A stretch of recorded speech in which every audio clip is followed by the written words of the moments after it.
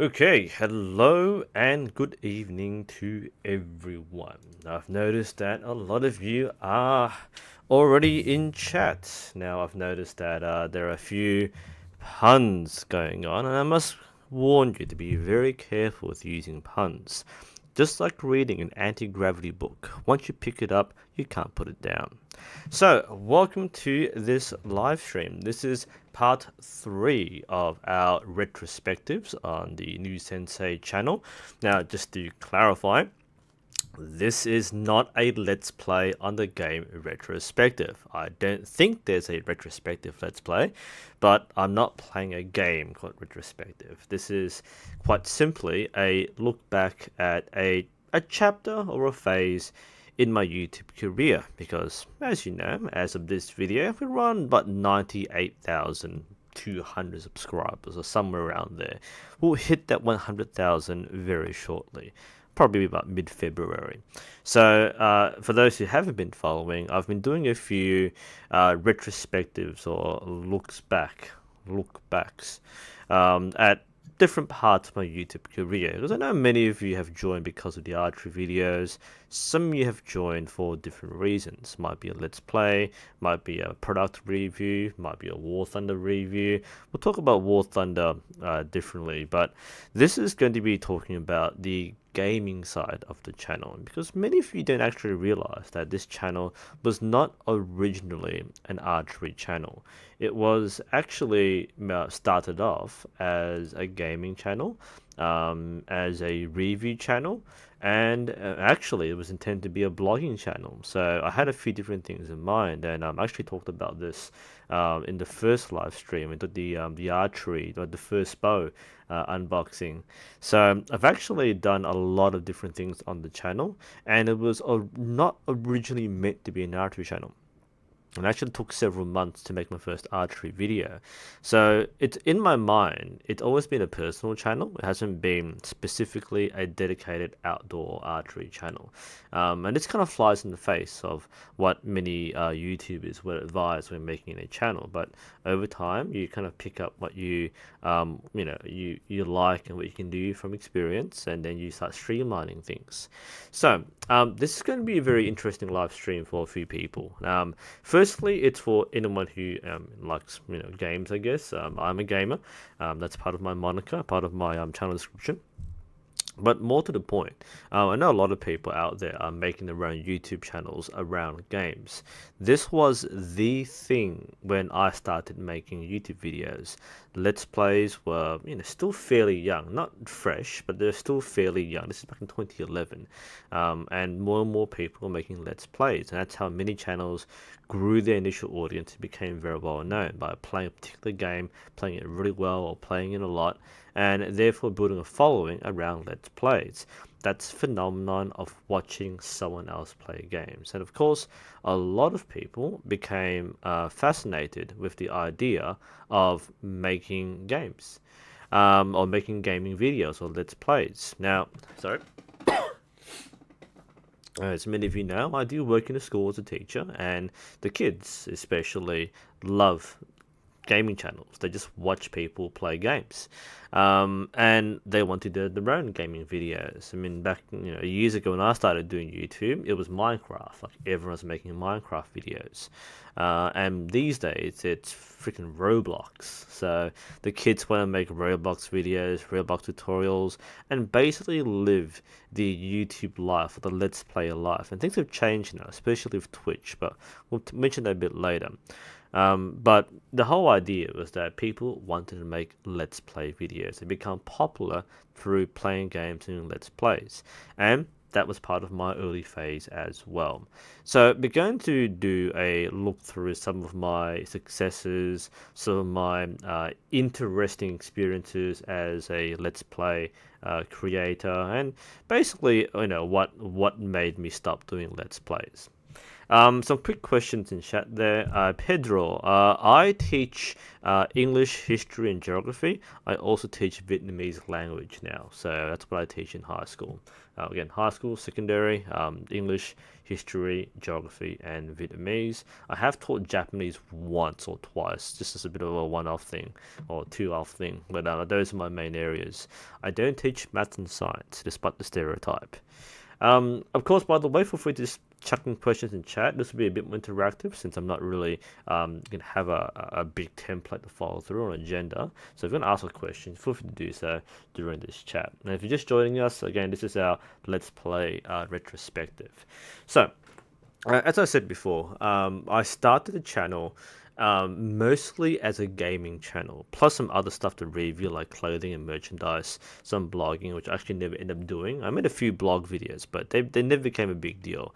I'm planning something else, or I'm thinking of an idea later on the track that's going to be more focused on a specific topic on blogging, but that'll be a different topic for a different time.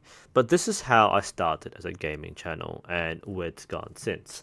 So let's actually have a look at my Let's Plays list. I've done perhaps not as much as I thought I have.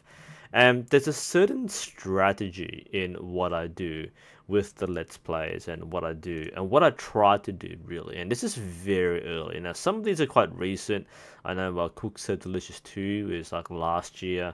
I played Learn Japanese to Survive briefly for a bit. But most of these are prior to 2016.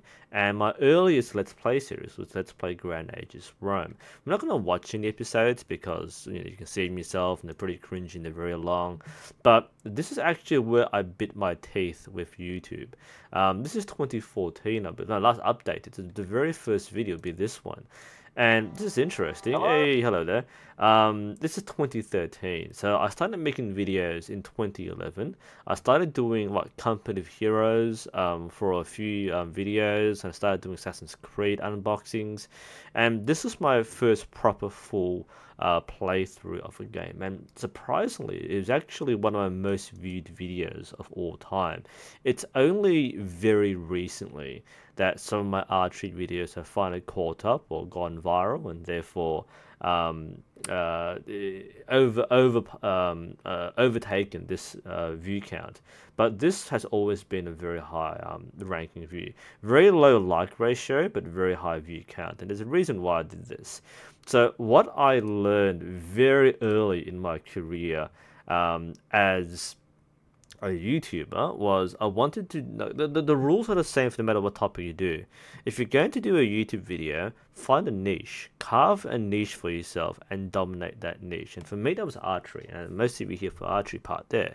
I carved my niche, and while there were channels before me and there were channels starting after me, it's very hard for certain channels to gain traction because they haven't yet carved their niche. I was watching a few different videos before, which I might comment on later. But the idea is that you want to be really good at what you do. Really, really, really good at what you do.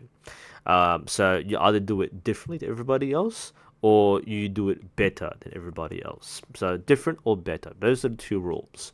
Now, my first series was the game. What was the game? The game was Grand Ages Rome. Oh my goodness, yeah. Man, I played Grand Ages Medieval. That was a terrible game. But Grand Ages Rome was a city builder, a Roman city builder. At this point in my life, I was really into like city simulators. And Grand Ages Rome was something I really enjoyed, surprisingly. One, it's an ancient history thing, ancient Rome theme. Pretty easy mechanics to learn, pretty simple game to play. And if I can actually look up who was playing this before, because not many people played this game, and this is what inspired me to get into making YouTube videos for gaming. Question from Panda, by the way: am I planning to do any video game series? I'm gonna say unlikely. The most gaming I'll probably do would be the archery pop shot videos, because it's quite a lot of work in that. So I'll be doing prepared videos, but I'm not gonna do like Let's Play series. And I'll talk about why as we go through this live stream. Now, let's search for Grand Ages Rome. Let's see what we can find. Because, of course, this is like nearly 10 years after we started. And I think this is... Now, things are a lot different now. Although, that said, my search results are still one of the highest here. So this is a fairly new guy, Matt Drybread. He wasn't around when I was doing this. This is certainly 3 years ago. My gameplay is still very high here. Gaming shenanigans, we actually get back a long way. Prince of Macedon was the only other guy who played it. So Prince of Macedon played this game. I think somebody else came up with. That's actually it. There's a few more things. I think Prince of Macedon came up with a strategy which I refined in my playthrough. So basically, there was no one actually playing this game fully. And the people who did play it weren't playing it that well, in my opinion. I think the Game Shenanigans, because he was making videos when I was making videos, and he was one of my first subscribers. I was one of his first subscribers. Great Hunter 008, I remember that. And this is like, he hasn't made videos for years, but how things have changed right now. He was like a much bigger channel than me, and then it was a race together, and now I'm at 100,000 or something. So we've gone different ways. But he was playing videos playing games like I was. But he was more of an aesthetic player. He made very pretty towns. I made very functional towns. In fact, let's I'll do a quick preview of one of my videos here. I'll turn the volume off. Don't need this. But like what I learned through strategy guides was to make optimal cities. Because the way you play this game, and I still remember this from years ago, is that like the way you're supposed to play this is to make like very grand Roman cities, and it's like SimCity where you wanna like make all the services and buildings. But what I was demonstrating in this video is how to play it efficiently, and that was my angle. My angle was not to play it in a particularly stylish way, but in a very functional way, in a kind of a speed way. Like people love speed runs these days. This was kind of before popular speed runs, but the point of this was to show people how to make an efficient city. So I wanted to show people and teach people how to play a game well. I was never going to be a popular commentator. That was not my style. I was going to be a very skilled player, because at this time I was watching other Let's Players, people who play like Battlefield 1942 way back then, and I was watching really skilled gameplay from people who played the game much better than I did when I was a kid. So that's what really inspired me, was watching people play a game. Oh, this was so long ago. I was using like fraps back then. It was like uncompressed footage, and it's really hard to edit this stuff.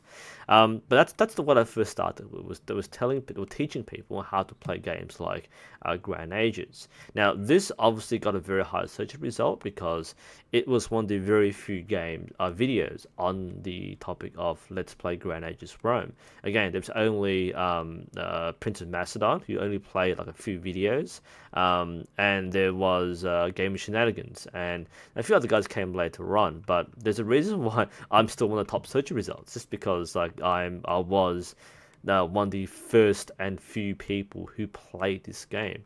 And that's kind of what got me into I guess making this, I don't say competitively, but trying to take a more professional approach to making gaming videos for YouTube and understanding the idea of trends and search results. Before any of this was a thing, before algorithms are well understood, you generally knew that if you get a video on a very common game, it's very hard to find any traction because you get buried beneath every other Minecraft video. But if you play a game which is a niche, and eventually the game takes off or goes on sale on Steam, for example, then a lot of people start searching for people playing that game. And that's what I tried to jump on, was trying to go from trend to trend and see if I could make it as a YouTuber through making gaming videos. Through this experience, I also cut my teeth into editing videos. So the things like doing voice recording, having the right microphone and so on, that sort of thing will come out much later. I mean, my original playthroughs were like just commentating using the onboard video card and using Windows Movie Maker, and eventually Movie Maker just wasn't enough. I still remember the video I was making. I was playing Lord of the Rings War in the North, and Movie Maker couldn't handle it. Windows Movie Maker as freeware was just far far too unstable to use as a serious video editing tool. It's okay for like slideshows or photo montages, but in terms of making a proper video, you needed something more heavy duty, and that's why I switched over. Now I use Magic, which is not that heavy duty. Most people use like Premiere or Final Cut Pro or Vegas. I use Magics, but I learned the art and the craft of making videos through Let's Plays. Not so much the archery videos or the blogs, it was the Let's Plays which taught me the most about making videos. That's why I'm really making a spotlight video for the Let's Play retrospectives, because I learned a lot about this. I'm going to go through more of the playlist and talk about what I picked up and what I learned. So, I mean, before that, my original commentaries and my original voiceovers were made using this particular microphone on my headset. So it was this headset, and this is the microphone I used to make my early voiceovers. So if you look at my early gaming videos, or if you look at my early archery videos when I did voiceovers, remember I used a camcorder. I used this camcorder to film, and these microphones are terrible, and the audio is always bad on these things. So I had to shout across the room to project my voice to pick the audio up. A lot of people make videos today, by the way, don't have a microphone, so they have to do the same sort of thing. Your onboard microphones are always terrible. If you're using, no matter what camera you use, especially if you're using a phone, and even things like this, the audio is absolutely terrible. If there's anything you must changed to make your videos presentable, especially in 2019, is to get a microphone, even a cheap one, but having something which clips onto the thing, or having some kind of microphone, is better than using your onboard camera. I'd rather recommend that you get a good microphone rather than a good camera, because your camera's good enough as it is, and microphones normally aren't. And that's why I learned the hard way through making videos. So like I said, my original archery videos were made with voiceovers, either on the camera itself or voiceover on this. And the reason why I used this to make voiceovers was because, one, I didn't know what to say on the spot, so I just made videos panning on the thing or demonstrating the skill and doing voiceovers later. So I learned that that screenwriting skill, so that you don't have to do things live in a single take, in a single breath, which a lot of people do now for their first videos, but to script it and to be more careful about it in terms of making a clean video. As people say in the chat, it's the straight to the point, no BS style, where you don't have to spend 5 minutes trying to explain with an opening and then spend 5 minutes or 10 minutes being sidetracked and then finally get to the point and forgetting what we talked about in the first place. So you have to be very streamlined. So the voiceover was my way to not make the mistake of making long wordy videos. So that was what I had, and eventually I said, I'm not going to buy a microphone, because these can be quite expensive. The startup ones are fairly cheap, but these can be fairly expensive. But over time I was getting like less happy with the audio quality. I would eventually buy the Blue Yeti. So a lot of YouTubers use this, a lot of Let's Players do this, and again, this is where the experience from making a different kind of video crossed over to doing professional style archery videos. So the audio was learned through Let's Plays. I looked up what other YouTubers were using for Let's Plays, and they use things like the Blue Yeti, or the Blue Yeti, or the Blue Snowball.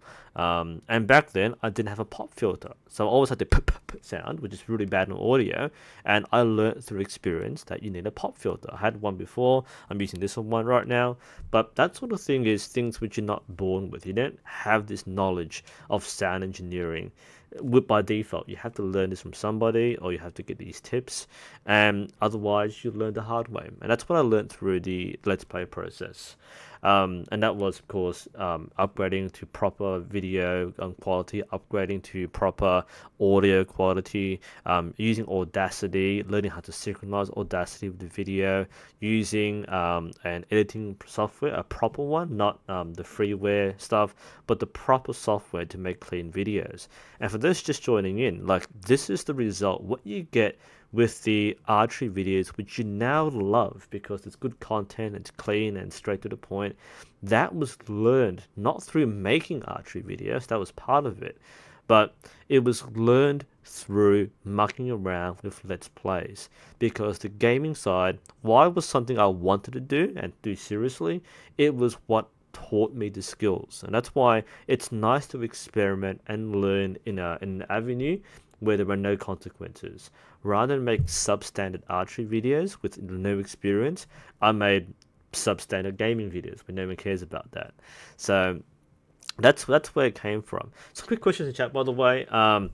Panda, my favorite bow to use at 50 meters. That'd be my my Olympic bow, my Chaser Python, because I only shoot 50 meters with that bow because that's my competitive bow. I compete or shoot a long distance with that bow.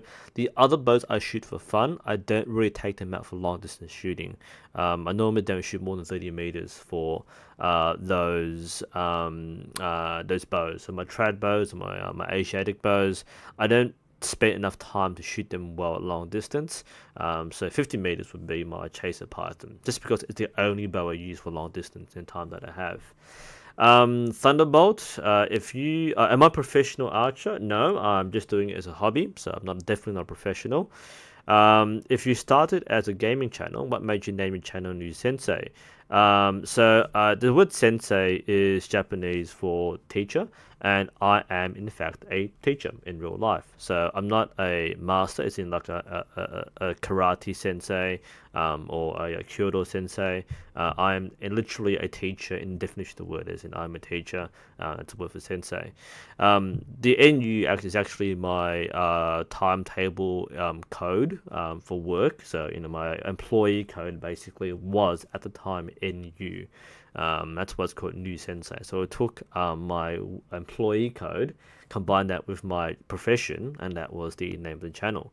My original channel name was going to be Mr. New. That's what we call it. Mr. last name is what we say to our teachers here. So MRNU, that was already taken. So I went for the next best thing. That was NUSensei, which is my employee code plus my profession in Japanese. That's how it came about. Panda, why did you start doing archery over gaming? For a long time I didn't, right? So I did War Thunder up to like last year. More on that later. So it was always side by side. So there were things which I would do when not making archery videos. Archery videos I could only make at certain days and certain times. Whereas when I wasn't making archery videos, I could make other videos. So gaming, I could record in advance, do voiceovers live, and then render the video and upload it between archery things. So I was gonna do like archery and gaming. Why archery now? And this is actually the conclusion of the thing. I'm not there yet, but the general idea is I've never been a successful gamer, and as I've grown older and I have less time to play games, I find myself not enjoying the process of playing and commentating on games. This is something that I learned early on in my Let's Play career, I guess you can say that. It's that I didn't enjoy the process of making a gaming video. And that's kind of the big switch and why I stopped making gaming videos, why I stopped making War Thunder videos, was that I stopped enjoying the game. Because when you play something, like at heart, you just want to enjoy it first, right? Now, some people want to enjoy things with other people, and to an extent, I'm like that too. But I want to enjoy the game by myself first. My original games that I played were not blind playthroughs. They were actually properly made playthroughs. Because again, I didn't want to play a game blind, screw around for like an hour and make mistakes and make really long videos. Basically, don't be a dark side Phil. If you know what I'm talking about, you know exactly what I'm talking about. So I actually only played games which I've played before I knew well, just because I wanted to make clean, professional playthroughs. It also meant that I would have to play the game to an extent beforehand before going back to play it again a second time with more familiarity. Whereas most people at the time would play the game on release and play it poorly. And that's kind of what I want to do, was to show how it was done correctly, but take long to do so compared to playing it sooner, getting a bigger following, but playing it poorly. I'll talk through more examples a bit later. So that the reason why I did archery for gaming ultimately now is that, well, archery is more popular. more people want to learn about archery. I'm more passionate about talking about archery. Gaming is something I do for fun, so I don't want to make like spend hours, and doing gaming videos takes a long time, so I don't want to spend hours sitting on desk playing games, commentating for an audience which doesn't exist, and sounding bored and disinterested and just not into it. So that's why I've prioritized archery. It's much more interesting for me, much more interesting for you, and basically why most people come to the channel in the first place. Gaming, I've done that, been past that. I will go back to that a bit later, but that's basically it. Some other quick questions here. What's my favorite bow to shoot instinctively at the moment? I don't know. I don't really shoot instinctively, right? I do shoot instinctively, but I don't have a favorite bow to shoot instinctively. Now I'm doing more gap shooting these days. And if it's about like shooting bare bow, probably my Ishvan Toth Mongolian bow. It's probably my favorite bow right now. But instinctive shooting, I don't really do a whole lot. So yeah, I don't really have a favorite instinctive bow. Thunderbolt, when handling a recurve bow with high draw weight, is it necessary to rotate your elbow to avoid stress on shoulder muscles? Was the front one?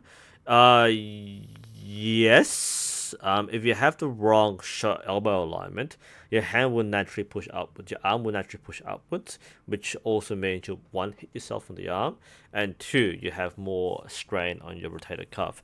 You should always be doing this. Like the correct elbow rotation will also set your front shoulder in the right position. So you most definitely should be doing this correctly, or doing this correctly, to alleviate this problem. The Lyrica, how do I know if stabs work perfectly depending on vibrations? Is there any test? There isn't really a test to see if your stabs work perfectly. Stabs mostly are about balance, not vibration control. If things are vibrating too much, just put on more dampeners. Put dampeners in your sight, put dampeners in every spare bushing. If you're that keen on making it quiet, put dampeners and limb silencers everywhere, okay? So you don't muck around with the stabilizers for perfect vibration control. Having them is good enough as it is. They're mostly there for balance, not for vibration control, and most people don't care about the noise. Eventually it feels good enough, and that's what you need. You don't want to fine tune it any more than you have to. Raphael, I want to buy an Olympic recurve bow for the first time. What do you think should spend the most money on? Riser, limbs, or sight? Riser. Your riser is going to be the hub or the heart of your rig or your build. A good riser will last you forever. Right? You probably won't ever change your riser if you invest in a really good one. Limbs, you will change in a short time frame. Buy cheap limbs, and then you can move on with without having to spend more than you need to, because you will go up in draw weight at some point, and therefore you shouldn't buy expensive limbs as a starting set. Only spend big on limbs once you know you'll be using them for a prolonged period of time. For sight, you don't need an expensive sight. Again, I would recommend good riser and good sight second, because again, a good sight you will never need to change. You could buy a $50 cartel sight, and that might break on day 2. Or it might last you forever, but you get frustrated over the vibrations and the screws coming loose unless you use Loctite.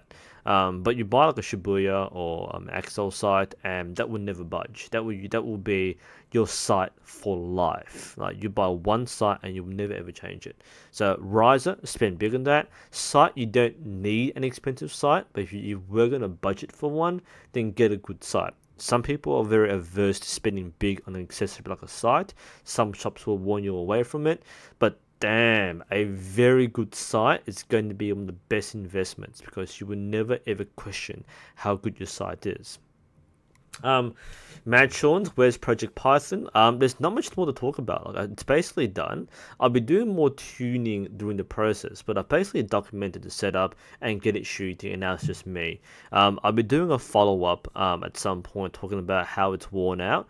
I will also do an actual review at some point, because I haven't actually reviewed the bow yet, but I've done like 10 videos on Project Python. But there's nothing much else to really add, and I'm not really documenting the process anymore, because again, part of the problem here is, like, if I can't really document the process of mucking around with my bow while doing it. Like, I'm only one person. I'm not doing a vlog every single day of me tuning the bow, because it's basically me mucking around this, mucking around with that. At best, it might be a summary of what I do, but project parting is mostly finished there. And unless I win a competition with it. But yeah, I've done a few small things, but it's nothing really worth mentioning over the last few months. Do I still recommend War Thunder or some other? Yeah, well, War Thunder is still a fun game. If you like blowing tanks up and in a fairly realistic damage model, then War Thunder is still a good game. I've played it for years now. I'm tired of it, so that's why I don't play anymore. Still a very good game if that's your sort of thing. If Airsoft was made legal, would I try it? Probably not. Not my sort of thing. It attracts certain people, and the people who it attracts don't really appeal to me. Who knows? Like, maybe I might enjoy it, but you know, it's a bit too much of. It's like a military wannabe. You know, people who aren't military but want to simulate military play airsoft. Not always a bad thing, but sometimes people take it too seriously. From what I've heard, I doubt it's my thing. I mean, we have paintball here. I haven't done paintball. I mean, I would only do things if I could do it seriously, right? And airsoft isn't something I might do seriously. Paintball, I wouldn't do seriously. I might do a one-off. Same for archery tag. I wouldn't do it seriously. I wouldn't cut from my channel. The opportunity is there, but I can't take it very seriously. So I doubt I'll get into airsoft. And this is a what if, by the way, but you know, I probably wouldn't do airsoft, and it's not going to be legal here anytime soon. So I doubt that. Let's see, Teddy, 6 weeks on archery now, using 24-pound club bow. When do you think you should buy your own bow? Basically about now. Like 6 weeks is plenty of time to buy your bow. Most people buy those within 4 weeks. I bought mine in like 8 weeks. So you're basically at the sweet spot. Now that you know you want to do archery, the sooner you buy your own gear, the better. So you should buy your own bow like basically now. Start looking. When you want to go in poundage, or what poundage to get, basically if it's your first bow, get a 24-pound bow. If you think 24-pound is already easy at your club bow, then get a 28-pound bow, or 30 at most, but 28 is a pretty good even pound point. You can't go too low with your first bow. Just go for 24, 28, somewhere around there. You'll be fine. Carbon limbs for hunting recurve if you want to. How do I choose arrow spine? You take your draw weight, you go to an arrow manufacturer, and I'm not doing this video. This is not meant to be an archery Q&A, by the way, but I'll do that in a different live stream, or watch some other live streams or videos, especially the Samick Sage or how to buy your first bow. I actually do explain how to pick arrow spine in those videos, but that'll be a different video. But it's actually a lot easier than it sounds. Basically, you need your draw weight, your draw length, and then go to an arrow chart, search up arrow chart, match it up, and then you find it. I won't show in this video. Shooting apples isn't never a good idea. Thunderbolt, in the video you said that speed shooting looks cool, but it's actually a necessity for what? In a video, I said speed shooting looks cool, but actually, which I'm not sure which video you're talking about when I said that. Speed shooting isn't a necessity. The only people who have to shoot quickly would be horse archers, but they don't use the same speed shooting as the techniques used for trick shooting. So I'm not sure what we're talking about there, but trick shooting and speed shooting are different things. So actually, I'm doing a speed shooting video very soon, once I get around to it. But speed shooting is poorly defined and misunderstood. It doesn't mean what you think it means. So when people say speed shooting, they think Lars Anderson. That's not what speed shooting is. That's one way of doing trick or speed shooting. Speed shooting in general is just shooting really quickly, or quicker than you normally would. But it's a necessity when you have to do it under pressure. So it's like having a maximum rate of fire. That's what speed shooting is. So if a longbowman in the 100 Years' War shot at 10 arrows or 12 arrows per minute, that's speed shooting for them, because they would normally shoot at 6 arrows per minute or 8 arrows per minute. Doing 10 to 12 is extreme, but you can't sustain that. And one of my videos that's coming up soon talking about sustained versus speed shooting. That's something different. What games do I play now? Good question. So I'm doing Assassin's Creed. I just finished playing Yakuza 0. And I started playing, I covered Mountain Blade Warband again. So I'm doing a video on Mountain Blade Warband and the archery in there. Very demanding. I've played Mountain Blade for years, so I'm not new to it. I just haven't made a video about it yet. and I'm going to play Attila Total War. So this is the thing, right? I want to play games for fun. I don't want to make a video and feel like I have to make videos for every game that I play. I don't want to feel like I've got to document this let's play or play this mission or do this live. And I used to. In fact, some of the things which I have on the channel, we'll get back to the let's play list. So that's the first one that was Grand Ages Rome. And that tend to be quite popular. Most of these have barely any views. No one cares about this game, but let's grab it. I mean, Actium was this is a search result from a different thing, but if you go to any random one like this one, I doubt I was getting any views for this one, right? 200 views, yeah. By the time you reach this point, it was like, well, no one watches stuff. This is the final mission in the pack, and got 1,000 views. That's surprising. Didn't expect to get that many views. Was there anything interesting here? No. So basically zero engagement. This is my practice set of videos to make on the channel. Now after this, I did play the Lord of the Rings War in the North, which has archery. I should do I mean, I don't want to play the game again, but it's there, and I played this because I played it on the highest difficulty, and this was actually quite a popular let's play, mostly because I had the builds here. So this sort of thing was, for my channel, quite large, like 10,000 plus views for a channel with very few subscribers was quite significant. The ratio is pretty poor these days, but some of these were actually very, very interesting for people. But again, some of the later ones weren't that interesting. You know, if we look at the last episode, wasn't really anything there. They had 2,000. That's, and again, for a small channel, that's not bad. Actually, a pretty good game, by the way. Funny thing was that, again, most people were playing, there were other people I was playing alongside. I'll always search up people playing the same game. And again, they weren't playing it to the same skill level. And I wanted to play a good one. I'm not saying I was good in the game. But ironically, playing this on the highest difficulty was easier than playing this on the lowest difficulty. So this again wasn't a blind playthrough, this was a legendary playthrough with a max character. So you had to play through the game at least twice to unlock legendary. But while legendary was the most difficult, or the highest difficulty, it was the easiest one because a max level character had all the skills and the equipment that basically you get all the enemies have more hit points and do more damage, but in return you have all your skills. And some of the characters, especially the dwarf, the elf to a lesser extent, but the dwarf character could one-shot every enemy with the crossbow skill, explosive shot. So that's what I did for the entire playthrough. It wasn't actually that hard. And whereas people playing this from scratch would take a lot longer because playing it from a fresh character, even on normal difficulty, took a lot longer. But that's where I transferred from Windows Movie Maker to Magic's movie editor. So basically, I couldn't handle the editing on Windows Movie Maker. I learned to edit using this particular series. That's why it's quite notable for me. I might play it again just for a retrospective or archery pop shots, but that's my second playthrough. What else did I do? There was so much I deleted. I never played Assassin's Creed as a Let's Play. I did try to make a series for Assassin's Creed Syndicate. I mentioned that I deleted it. I deleted a few videos and playlists because I didn't, they weren't going anywhere. No point having on the channel. But I did have some of that. I haven't played Skyrim, by the way, so there's a question in chat there. Let's do a quick Q&A there. So, have I played Skyrim? No, I've got Skyrim, but I never played it. I just don't have time to sit to convert. I'm gonna play it. I will. I will definitely play Stealth Archer, because everyone plays Stealth Archer to begin with, and as a pop shots as a feature, I will have to play Stealth Archer for Skyrim. So yeah, I would like to one day. I want to play like Fallout as well. I've got Fallout 3 in New Vegas. Don't have Fallout 4 or 76.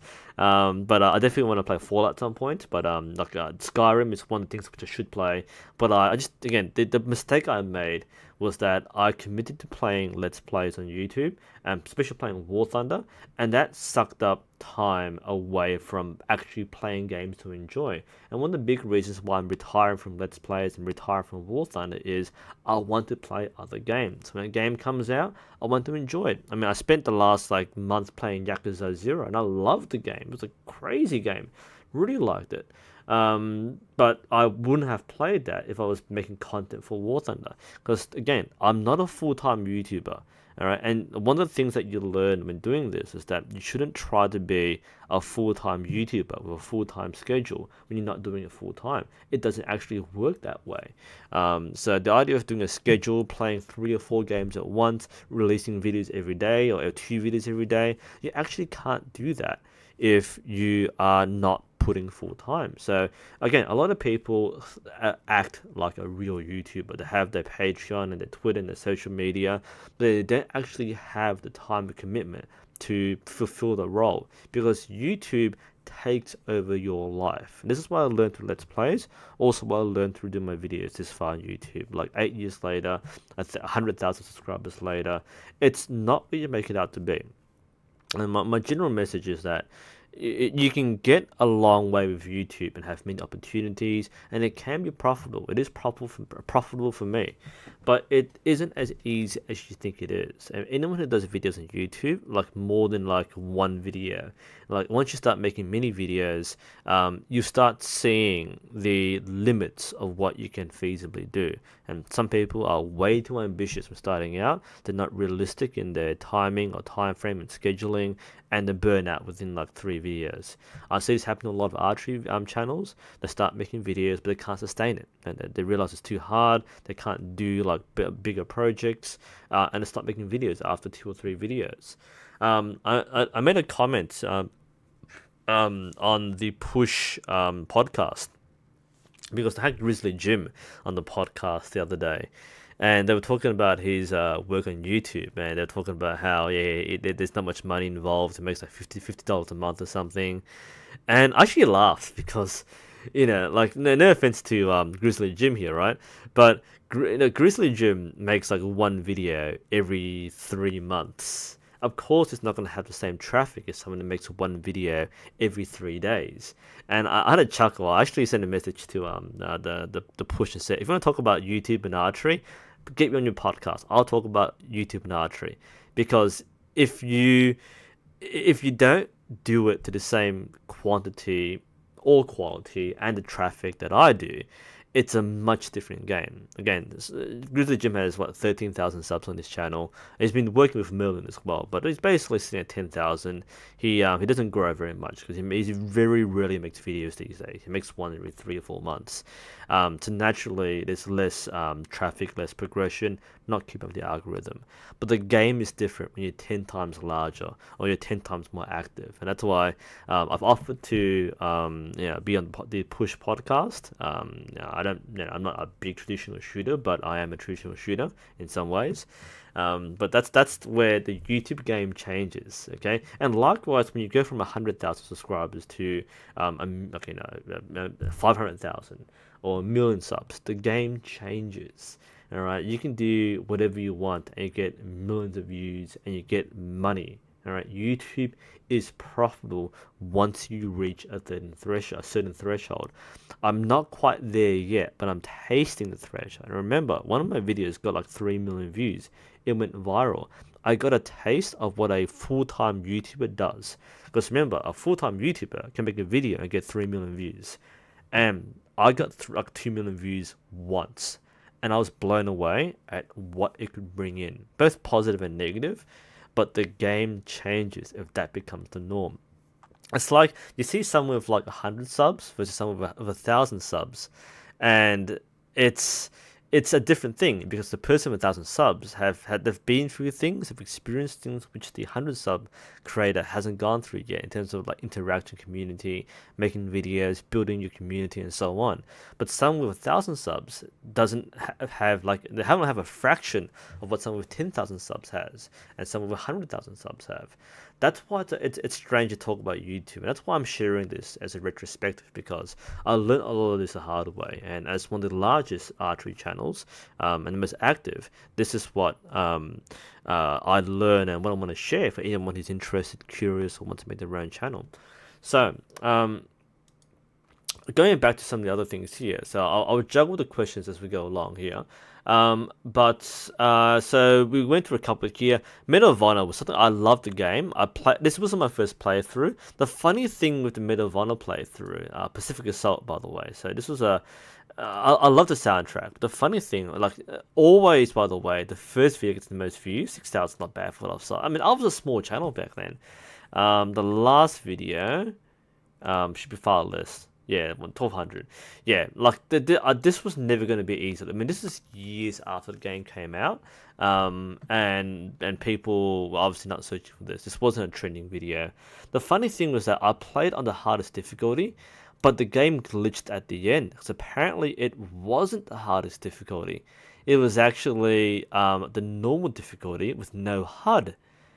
So for some reason, like, I played the whole game, the whole campaign, thinking that this was the hard mode. They said there's no health bar, no map, everything was basically what you see here, and that was pretty cool. I really enjoyed this. I don't normally play hard mode anymore. I just want to play for the game, the experience, and the story. But this was a really fun play. I really enjoyed this. But at the end, when I died, it wasn't the hardest difficulty. I realized it's the hard way because the game glitched. It bugged out and I couldn't finish the game because one of the characters was stuck, and I realized that, hang on, there is no multiple revive in hard difficulty. So this is this is outdated now, but this was a really cool game when it came out. Unfortunately, Medal of Honor has sunk as a franchise with the reboot, but I really enjoyed this playthrough, and this was a non-serious playthrough. I played through it just for fun. Didn't learn a whole lot from this experience, but I was there. Tropico, I played a lot of Tropico 4, 5 and 3 as well. 6 is out now. But Tropico, again, was one of those games which I played because other people weren't playing the game that well. Because Tropico has some weird behind-the-scenes mechanics. And this is actually my first significant, I wouldn't say a mainstream game, but a very popular trending game at the time. Because a lot of people are playing this as Let's Plays. That's not a lot of views. If you go to a different game, I basically, my formula for Tropico 4, because most of the scenarios were the same. You had some kind of economic objective, but you would build your city the same way. So I would play for the first, say, 10 minutes, set the city up, or do a fast forward or a time skip, and then play the rest of the missions. And that way I didn't have 100 episodes of one mission. It was just one mission each episode. Some of them were quite long, 36 to 40 minutes for some, but it's basically the same build each time. I really enjoyed this. My template was freaking awesome. But mostly, a lot of people played this game at the time didn't understand how garages worked. They didn't understand how to make a good economy. I mean, they had a functional economy, but they didn't understand how to make a really good one. And that's what I wanted to do here, was to teach people how to play the game through the game itself. Not tutorials, but through playing the game. It wasn't a good idea. It didn't work well in the end. People hated the commentary. I talk too much. I talk too quickly. That sort of thing. But these are things you'll learn as you do things. Again, I'd rather have made the mistake on a Let's Play which no one cared about, compared to making an archery video, which I would have to live with forever. So that's 4. Now, I broke out with 4, not because of the main campaign, but the DLCs. Because I did a lot of reviews on Steam, and you probably see this one has a huge amount of views. Okay, so compare the Apocalypse DLC with Pirate Heaven. I think Pirate Heaven was a mission. It might be a DLC. No, it's a regular mission, right? So the regular mission, no one watched, no one searched for this. And then the Apocalypse, 30,000 views. This is, again, learning the algorithm, learning YouTube.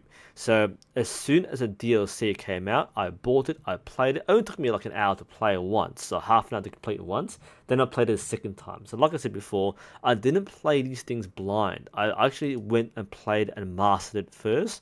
then I would play correctly. So there wouldn't be any screw ups. And that's one of the contentious things about Let's Plays now. Most people who play now will gladly screw up, and the audience loves it. That wasn't my thing then. I want to do it correctly. So you can see I'm running things very efficiently. I'm making a ton of money. I'm just showcasing the mission and the special features. And a lot of people watched it. And again, people watch these things will generate money. So that's good for me as a growing YouTuber. Revenue is a good thing. Dollar signs is a good thing. Look, we don't do YouTube for money, honestly, right? But the whole point is that as a person starting out, you want to have something to show for the work that you have. So making some kind of revenue or having more views, having more subs is that positive reinforcement. Quick questions in chat there, sorry. Charles, does taking a recurve bow apart affect the tuning of the bow? Yes, if you let the string unwind, okay? There are ways to keep the string wound. Use a clip. Either loop the loops into each other and tie a knot, or use like a hairpin or a peg or something to clip the string so it doesn't move. Otherwise, it works completely fine. Tune doesn't change if you take your bow apart. Do I watch anime? I used to. I don't watch it anymore, but something I could get into. Why am I saying so late at night? Mostly because of the American audiences and the European audiences. This is the best time for most of the rest of the world. Otherwise, in Australia, yeah, it's pretty late here. More storytelling. This was the expansion to Tropico 4. And how popular was this? So this was the first expansion. And yeah, this is pretty average. So nobody was searching for this. Again, this is a really fun game, by the way. Like, this is before Tropico kind of sucked with its DLC model. Because Tropico 5 really screwed it up. You pay like $5 for a mission, and that was it. But I really enjoyed the game. I think the last game I played for the channel that I actually enjoyed, honestly. But it's a long series. Like, you had like 50 to 60 episodes or something, and nobody watched for that long. That's something I learned here. Season of Mystery. That was an item finding game just for fun. I mean, nobody played this on YouTube at the time, so I thought maybe it would get some attention. Probably didn't. Pretty easy, like a finding game. Surgeon Simulator was trending. It's one of those indie games which people really dug, and again, didn't really trend. 1,000 views is pretty small at the time. It's 2013, so again, I'm still a small channel. It's just below 10,000 subscribers. So naturally, these things wouldn't get a lot of attention. Anything else interesting? 3,000 views. Hey! I mean, I only played it for A++ the highest rank. So people who watch this can learn how to play this. But again, as a channel, we're just very new, very fresh, very hard to break in. And honestly, if you're making a gaming channel like this, you're not always going to get a lucky break. It doesn't mean you shouldn't do it, but you should think about whether you're moving on to a more lucrative game or a more attention-grabbing game. It's like, again, a lot of people play games like Minecraft or Terraria or Roblox. There's just too many people playing these games. Whereas if you you could play a trending game and you might catch something. I mean, these days it's all about Fortnite or PUBG. So it's easy to get sucked into the trends. So it's very hard to be successful as a brand new gaming YouTube channel now. A lot of people try, but many people just don't make it. And that's the reality of it too. I am more of a completionist gamer, so I didn't mind having very low views. I just wanted to finish the game, and maybe I might attract someone to my channel. But a lot of this is a lot of hard work, and a lot of it's a hard work, but a lot of effort, because you have to narrate and stream, and not stream, but you have to make the video, render the video, and so on. By the way, streaming is the big thing now. I'll talk about that a bit later. But yeah, a lot of it was making videos, and it would take like hours to render video and hours to upload, because I had a very slow upload speed at the time, so it has to be lower resolution, lower quality, and it'll take hours to upload. So that would change with the new NBN in Australia. But basically, I was hamstrung by how fast I can make content. But it was a pattern. The idea of committing to a certain schedule was something which I grew into, and that would help me later on in my career as a YouTuber for making other videos. Come Out Wings was a throwaway game. Nobody played this game. I thought maybe someone would search for it, but nobody played it. Let's have a quick look at the views here. People actually watch this? Hey, what? People watch this? Yeah, but nobody watched the last one. The last ones are always the most quiet ones, and yeah, nobody played it, nobody cares. Didn't think so. Imperium Romanum is actually really interesting because that's the prequel to the Grand Ages Rome. So this is actually a cult favorite. A lot of people like this game. How's the search results? That's not bad for 2013. That's not bad. Again, I was well under 10,000 subscribers at this point, so that's actually not a bad result. Now, the last one probably didn't have many views because nobody cares about that. Yep. But yeah, like, people always search for the first result there because people might want to buy the game. They might want to find tutorials to see how to pass a mission. So hard missions tend to go have more views. I don't remember any hard missions. I think Colonial Julia was the hardest mission. It had a bit more views, yeah. The reason why this is hard is because it was one of the scenarios where you had like very limited starting resources. You had to play it out a certain way and only pick certain missions to pass this. So you actually needed a walkthrough to beat this mission. You couldn't do it blind. It was just too hard. But this actually, I like this game too. I mean, I want to play more of these city builder games, but I don't want to cover it on the channel. That's the thing. I don't want to spend time making stuff people don't want to watch. Cooks of the Lich is a very fun indie game. The reason why I like this playthrough is because I was really good at it. I'm a fast typer, so combining this, I mean, that was again, 2013, this many views, very nice. And I think I did some of the hard modes as well, when the game patched itself. I didn't play later on, but yeah, that's not bad. You know, again, not a huge amount. In the 5-star ratings, I mean, yeah, this is not bad, you know, for a channel my size at the time. This is a pretty good result. I was pretty happy with this at the time. So it was mostly like, again, skill demonstrations. Most people played the game were big YouTubers who got a preview version, played it once, and got top search results. I wanted to play it well, start to finish, and demonstrate how. And that's kind of how I started doing a whole series. That was back in 2013. You can see how old these videos are. Like I didn't really make Let's Plays later on, but I started 2011, 2013. Making a lot of these. Typing Undead was never a popular game. It was a cult favorite, I guess, but never huge. Yeah, 300 views on the playlist. I don't think anyone watching played it. I just played it for fun. Plague Evolved. I played this early in release, and this was actually quite. That's a lot of views. Again, 2014. This is a lot of views. The reason why this is, I mean, it still is an active game. They've patched a lot since. The reason why I did this was because a lot of the people who played this game played on normal difficulty and struggled, whereas I played every mission on Mega Brutal, the hardest difficulty, except for one. Smallpox you actually couldn't beat on normal. on Mega Brutal, you had to like dumb it down. It was impossible to beat this, so I had to change it back down. But everything else I played on Mega Brutal to show how it's done. So every playthrough was more or less a tutorial or walkthrough. I mean, if you see the first one compared to grab, like, say, the Golden Age, for example, because these are scenarios, that's pretty good for my channel at the time. Other ones, that's not bad, 1,000 views. Obviously, the first video always gets more views than everything else. What's the last one? Yeah, I think, yeah. And basically, I will play the mission as soon as it came out, and then make a video about that on Mega Brutal, and that way people can jump on the hype train. So that was again my early learning experience in doing these videos, was trying to get the hype train. Car Mechanic Simulator was actually surprisingly fun. It's a simple game. Not many people really played this. Actually, shouldn't do that. Let's stop that. Go back. I'm actually missing one of my Let's Plays. I'm missing Total War Battles Shogun, the mobile game. It's a different playlist. I didn't put it in this list here. That was a walkthrough.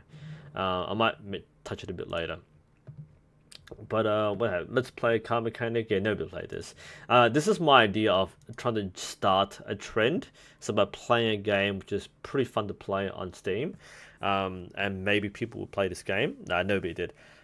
Actually, people did. It's a pretty fun indie game, but it never trended on YouTube. So, I mean, the funny thing is, I get codes, like free game keys from this company for years. I mean, I've got nearly every car mechanic simulator game code in DLC. I don't play the game, but I get the free code because, like, all these companies, if you cover the game, they will give you journalist copies, and that's actually something I benefited from. A lot of people don't realize this, but when you make an impact on the gaming scene, like with any other franchise and merchandise, people will seek you out. Companies will seek you out if you're big enough. If you're big enough, people will go out and give you free game codes, and you can actually ask for them. And all the big channels can do so now because they're big. But once you reach a certain threshold, then you too can receive benefits, and I've got them there. Tropico 5 was one of my last serious complete playthroughs. Again, people love Tropico. And then the DLCs kind of screw everything up. But if you count 3,000, that's pretty good for it. That's pretty low for a first one. I think by this point, I was well into my archery. 2014, I was making some archery videos. So this is still kind of like 50-50, archery and gaming. So the regular mission playthroughs weren't that interesting. And by the way, in case you're wondering why people do this, just remember that people who play Let's Plays for a career, like full-time Let's Players, their appeal is their personality. I didn't have a gaming personality. I didn't care about that sort of thing.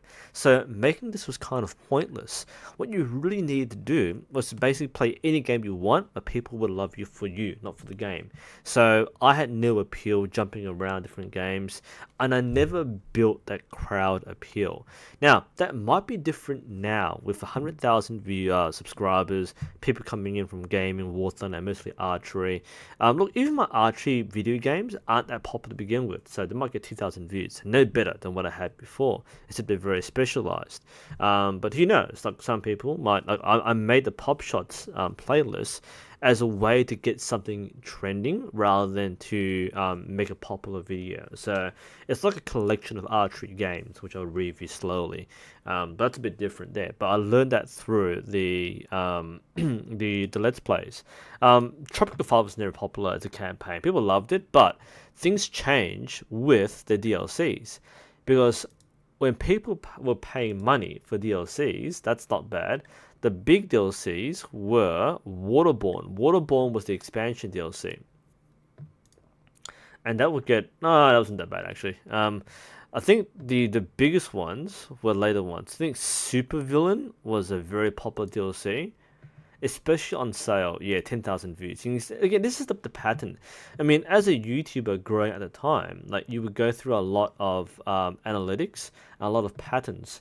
So you learn what's popular, and as soon as these expansions came out, I dropped my $5 and play it right away, because you actually make the money back if you get enough views. That's the idea. So this is totally worth it. The Espionage expansion pack. 14,000 views. That's pretty big for this sort of game, because this is a big expansion pack. People wanted to play this. This is like what, $20 expansion. So people wanted to find out how good it was. So I played the whole thing there, and then Supercomputer. That was when I started, seriously doing this. Yeah, 4,000 views. T-Day. It might be how much. Yeah, 4,000. These are DLCs, and this is actually a model which people hate. I hated this from Calypso Games, and they really screwed up some of the later releases for this reason. Heavy Fight Afghanistan is one of the worst games ever made. I played this because it was crap. Didn't get anywhere. If you play a crap game, you need a personality. Otherwise, nothing works. Waterborne already covered there. Tropico 3 was more like a completionist. I played all the Tropico games. I wanted to make one more series of Tropico, and that's basically it. This was never popular. It's more like a retro play for Tropico fans. Doubt anyone actually, never got a following for this one here. But I really enjoyed the game. It's the sort of game I would reinstall and play from scratch again because it's just really fun to play. And what else was there? Karate Master 2 was a fun playthrough. Yeah, only 5%. It's got a few views. Yeah, it's mostly for people who are curious about the game. North vs South was never popular. I'm missing a few. I think I'm missing like Two Finger Death. Actually, no, Two Finger Death Punch was a one-shot video. The last one I seriously did was Let's Learn Japanese to Survive.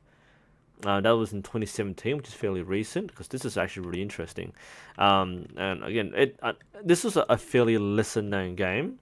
Wasn't very good, but it was, what's so weeaboo. But it was a fascinating concept, and this is something I would have finished but never got to.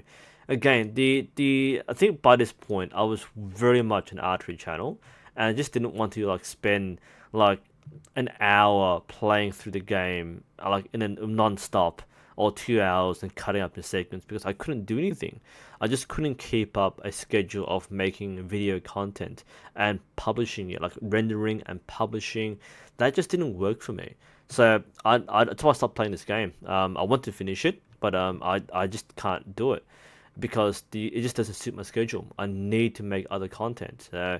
This is where I seriously thought about streaming this game, and this is where the game changed to streaming. I think we'll finish the Let's Plays there. We've gone through all the playlists that I've made. But what has changed a lot here is that, like, nowadays, streaming is a thing. I mean, like, halfway through my YouTube career, Twitch became big. And now people stream on Twitch.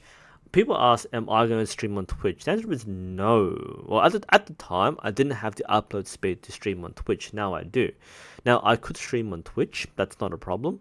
The thing is that, well, I don't have a following on Twitch, so what's the point?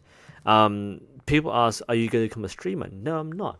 To stream and make a living from streaming, you need to be consistent, you need a following, and you need to do it full time. Basically, you're not going to get anywhere being a part-time streamer. So I'm not going to start from scratch and try to play the Twitch game. That's not for me. And again, from the people I watch, again, to make it a career, you would need to basically e-beg. And I don't want to do that. I want to play for fun, and I normally enjoy games by myself. So streaming isn't really a thing. Now, YouTube streams now. They've been streaming for a long time. I'm streaming right now. So I could play games live on stream here. Not sure what that would accomplish exactly. Again, most of the games I would probably play for myself. There are some things I might do for fun, and if this is something which people actually wouldn't mind doing, for example, like if I'm playing a game like, probably archery for fun, and people would ask questions and doing live streams, then that's something I could do for fun. I'm not the size where this really is appropriate anymore, right? So even 100,000 subscribers, I'm only pulling like 50 people in the streams at most. Maybe because no one's interested, maybe because the timing's wrong, but streams have to be lively, interactive. There are way too many people who do live streams with an audience of 0 and wonder why no one's watching them because you don't have, if you have 1,000 subscribers, it doesn't mean 1,000 people watch your stream. There might be other streams, there might be other things, might be different bad timing. So that's why I don't stream my gameplay, because streaming is actually easy now, because streaming means no editing. Everything is rendered and processed and uploaded live, which actually makes it so much easier. I mean, it's actually too tempting these days to make a video in this format where I can use OBS and switch between Firefox and do commentary like this. That's how a lot of people do the commentary channels, basically. But I don't want to do that. I've got response videos and things, but I feel that if a video is gonna be worth watching, it's gonna be worth editing, scripting, editing, using the proper camera, using the proper setting, and not just this. I can do this too easily. It doesn't mean it's entertaining to watch. So I'm going away from this kind of format. I've done it a few times.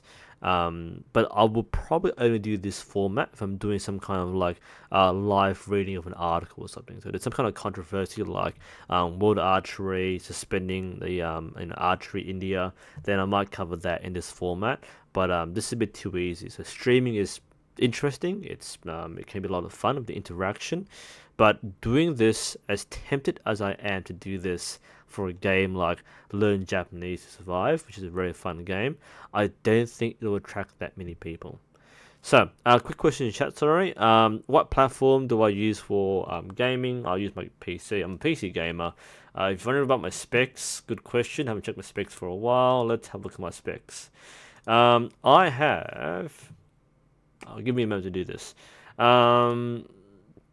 Next question, do you have an archery dojo in Japan? No, I don't. Do I watch board archery? Usually I do. Live when I can, but it depends on timing. I do watch it when I can. Not as often as I could. I probably should be watching more of that just to pick up on some of the nuance and techniques. My current setup for gaming, which is my PC, I've got an i7 3.5 gigahertz. I've got 16 gig DDR3 RAM, 666 megahertz. Can't remember which brand it was. I think it's Corsair I've got down there. Graphics card, I've got a GeForce GTX 1070 Ti, and that's probably all you need to know for that, really. Do you tie Nox, or are you still into brass? I've always tied my Nox. I only use brass for the kits which they come with. I would normally tie them anyway, but sometimes I just use what's in there to show people this is what you use when you get. And these are bows which I only use like once or twice, and maybe again for a few demonstrations. It's always better to use thread rather than brass. But it doesn't hurt to use brass, but any serious shooter would use thread. So I never use brass. I'm not sure why you're asking why I'm still into brass. I've never been to brass. Like I said, I only use it because it's a default thing that comes with the kits. If the kits come with it, I'll use it for the review. Otherwise, I'll tie my own. If it's a bow I use seriously myself, I'll use my own Nox. Panda, in case you've missed a hit, right? If you ask the same question 3 or 4 times, it's a personal question, I'm not answering it. Asking it again won't generate an answer. It's irrelevant for the most part, so it doesn't really matter. But you can probably figure out, from, the clues and evidence about my marital status. Yeah, so that's my Let's Play journey. Does it mean I'll stop gaming? Well, no, I'll still game, but very likely it just means that, I'm not going to do it on the channel. That said, it's absolutely a big part of what my channel was. So, like I said, my channel was not meant to be an archery channel. I didn't intend it to be an archery channel, and I certainly didn't intend it to end as an archery channel. There are other things I want to do besides archery on the channel. So yeah, gaming was what it started as, and I think the gaming side is now largely finished, mostly because there's no appeal. I haven't made it as a gaming YouTuber. I've made it as an archery YouTuber, and very much so that's the niche that I have. It doesn't have to be the only thing I do, and people will branch out and diverge and do different things, and that's a good thing. Having diversity in the channel is a positive thing. Gaming, I'll feature games for some of the archery playlist. If there's something like a really good archery game coming out, I might play that as an actual thing. But it's mostly going to be like summary videos, like easily digestible 10-minute videos rather than an entire Let's Play series. And that's how I've come along with the gaming side. So it's been fun. It's been fun doing Let's Plays on YouTube. I've learned a lot from doing Let's Plays. Again, most of the technology, the editing, and a lot of it is confidence building, doing commentaries, microphone work, because there's a lot more to doing voiceovers and microphone work than it seems. And again, a lot of people who make videos by themselves find out the hard way that speaking to a camera is very difficult.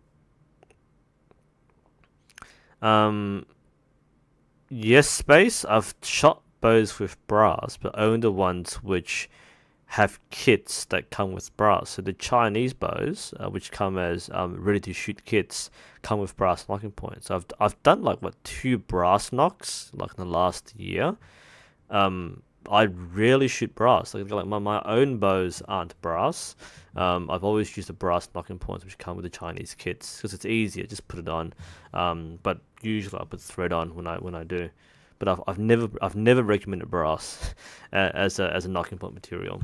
Even from the very first like knocking point video, never used brass. It's always been thread. What do I think of bow hunting? I don't think of bow hunting.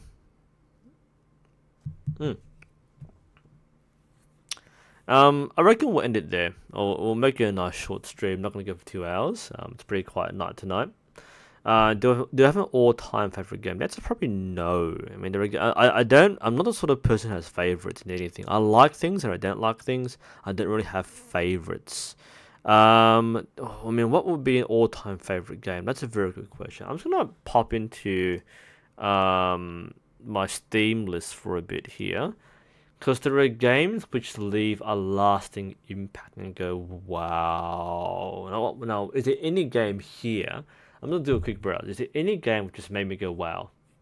The Assassin's Creed games are always a pet favorite. I mean, I really liked Assassin's Creed 2, the original Ezio one.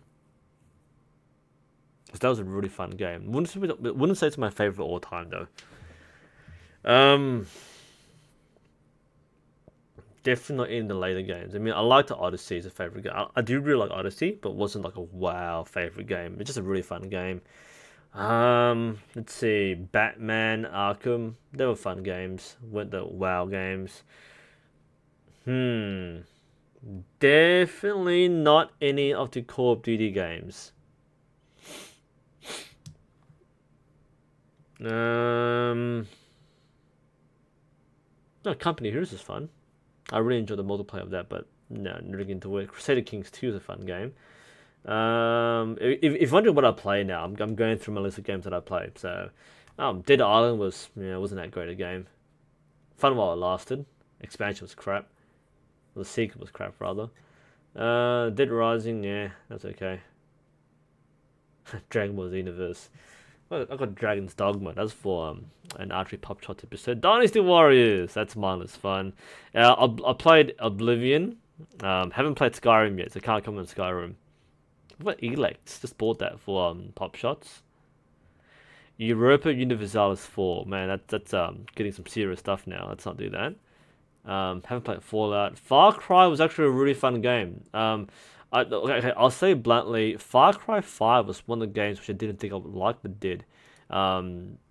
Yeah, in hindsight now, it didn't get to me as a great game, but when I first played the game, when it came out, it was really good. Nowadays, it's like, the DLCs are pretty disappointing.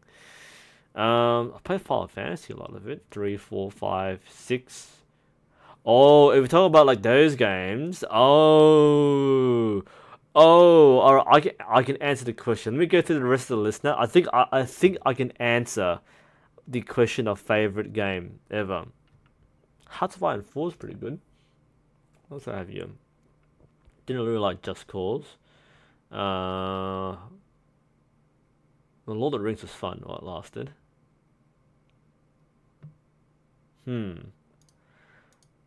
Let's see. Yeah, I don't really have anything else here which I really enjoyed. Middle-earth was a fun game. Wasn't a great game. Mountain Blade was fun, but not great. I don't think anything else that was great to me. So I think I have my conclusion. I think I have my conclusion over my favorite game ever. Total was fun. All right, favorite game ever. I'm gonna say it right now. Favorite game ever would have to be one of two. It'll either have to be Final Fantasy VI or Chrono Trigger. There.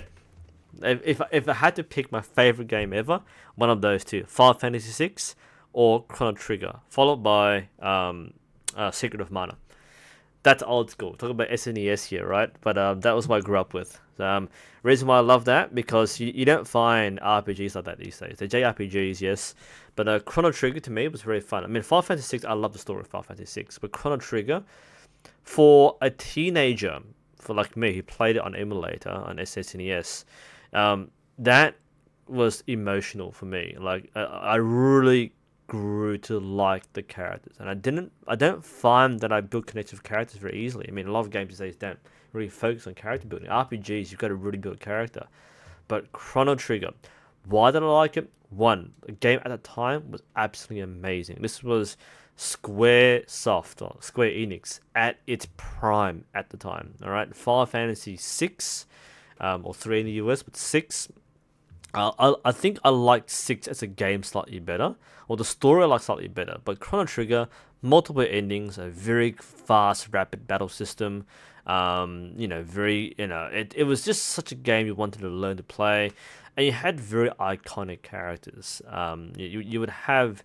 You have Frog or Kairi if you're playing the Japanese version, Magus, or Margus. I remember the debate was always it was Magus or Margus. Chrono, of course, the silent protagonist who said one word in a secret ending. Ayla, oh man, Marley, Robo, Luca. I mean, that was absolutely amazing game. That I would have to say Chrono Trigger stands out because it's just iconic. And the character designs by Kira Toriyama. I'm thinking, Chrono Trigger definitely has a very sweet place. It's very hard to supplant like retro games that you grew up with, even though there are more fun games today, for example, games which I enjoy. But memorable games which I probably liked all the way, Chrono Trigger. The other reason was soundtrack. Chrono Trigger soundtrack is stupendous. It is absolutely beautiful, and this is 16-bit era on the SNES. You play that on a modern system, remastered orchestral piano. It's so good. I wanted to learn to play piano because of Final Fantasy and Chrono Trigger, and I did. I learned to play like Terror's Theme on the piano collections on piano. I've played it once, but I can't play it anymore. I didn't relearn it, but like one of my milestones was learning Terrorist Theme, the piano collections version, not the basic which, but piano's collection. That was Final Fantasy 6, but not Chrono Trigger, but Final Fantasy 6. The soundtrack. I mean, I played it without cheating. Nowadays, it's all cheating and using save states and all that, but I just loved that game. As a kid, I was like, 13, 14, I would play that. Other kids were playing, PlayStation games. I was playing SNES. I was playing Chrono Trigger and Final Fantasy 6. And that was absolutely amazing. Never played Xenoblade. I did play Xenogears on the PlayStation, the first PlayStation. Didn't finish it because I didn't keep the PlayStation. That was a really fun game. Great soundtrack as well. I mean, all the Square games were just amazing soundtracks. I mean, at the time, like Square made the best RPGs and the best soundtracks, and Blizzard made the best strategy games. Warcraft and Starcraft. That was undeniable, and Diablo as well. So like it was a different era, and you had like Command and Conquer back then, with Westwood Studios, not EA but Westwood, the original Command and Conquer video games. I mean, those were like times. I mean, there'll be good games, there'll be better games. Since games will affect me differently. But as I'm getting older, I'm not sure if I would actually have a new favorite game that would have the same impact as the old games. I never played FFT, by the way, because I didn't have a GBA, or I didn't have it on PlayStation either. If I had the game, I would have loved it too. But never played FFT, unfortunately. I never finished FF7. I've got it on PC on Steam, but I never finished FF7. That is by far the most dominant fan favorite. Is Final Fantasy 7. But I played it, never finished it. I like the idea and I like the setting, but Final Fantasy 6 is what I grew up with, and that's what I like more. I'm one of those few people who like 6 more than 7, only because I knew 6 better. Didn't like 8. I liked the soundtrack of 8. Never played 8, and 8 was the last one I played. 10 had a good soundtrack as well. How do I tie my knocking points? I tie mine using the it's basically a mini serving. So basically, I think what you described, right? Oh, is that slightly different? I basically do a mini serving. If I'm doing a temporary knocking point, I might do just 8 knots. But if I'm using my normal serving, I use a mini serving. So I use the same thing as what I do for the serving, the center serving. That's how I do my knocks. Oh yeah, I could get a Switch. I've never played console. Switch isn't, it's a bit of everything. Never got into console gaming. The only reason I played consoles is because my brother had a console. He had a PlayStation 2. But once we moved away from each other, I didn't play console. I'm a PC gamer only. Which is why I was kind of upset that I finished Yakuza 0 and I really liked the game. But there's no PC games for Yakuza apart from 0. Apparently, Yakuza Kiwami, the Yakuza 1 remake's coming out this year, like soon. But man, I really do hope that Sega port over all their Yakuza games onto PC, because that's a huge market. People would love to play Yakuza. Really fun game. Oh man.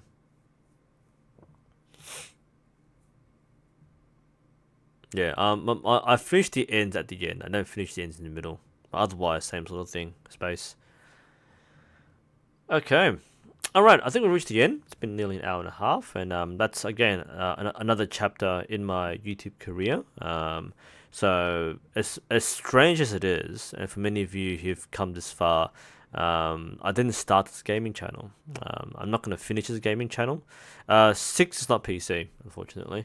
Only 0 is PC right now. I think 6 was scheduled for PC release. But there's no PC version. I could play a Warframe. That'd be a future Pop Shots kind of recommendation there.